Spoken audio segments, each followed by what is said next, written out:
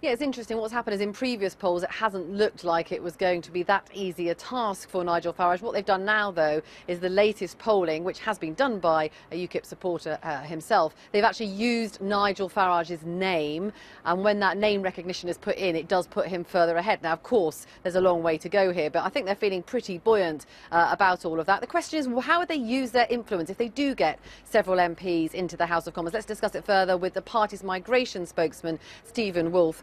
What would be your priority as a party if you had quite a few MPs in the House of Commons? What would you be demanding from whoever the government is? Well, clearly, first of all, we'd want an immediate referendum with the terms that Nigel has already set out, that there must be British citizens with passports, we have the right question, and that would be fair funding, and that would be in the short term rather than the long term that we've seen from the Conservative Party.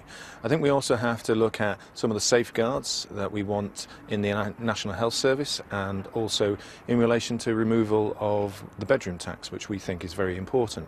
On migration, I believe there are some things that we can do irrespective of whether we're in the European Union or not.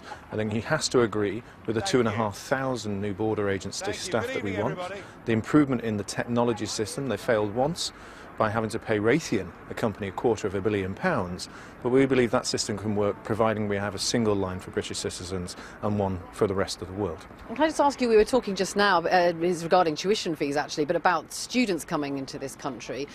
You actually think foreign students should be welcome here? Yes, we believe that foreign students actually have a good contribution to our university system and the health and well-being of many cities.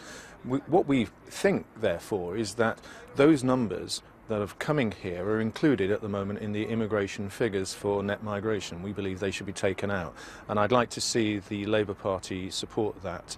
I've heard that they will, and that would be a very good move for ourselves to do so, because it gives some security to universities that we're considering a very important part of our economy. Now, we were hearing just now that this rally, this conference is all about Nigel Farage, it's all about getting him elected. Is it still a one-man show? Well, absolutely not. You've seen us out there, how many good candidates. I put two very good candidates on stage with myself, and I've been wandering around shaking hands with people who are telling me their stories and how close they believe they are, many that we think that we're going to win. And these are not in our target areas, and I'm speaking to someone... Do you really think you could get more than 3 or 4? Oh, I definitely think we can get more than 3 or 4. I've been an old, kind of Mancunian. We didn't win the title with Man United for decades, and then we won a load in a row, so they'll turn around and say I'm the harbinger by only suggesting 6 to 8. But I'm having to reflect on that today by the stories of our candidates telling me how well they're doing in the constituencies, and that reflects the numbers that you saw with Nigel today, who's now well ahead. OK, thank you very much indeed. So certainly a certain amount of optimism here, as you might expect, amongst the party faithful, all now waiting for their leader to fly in from America and make his speech this afternoon.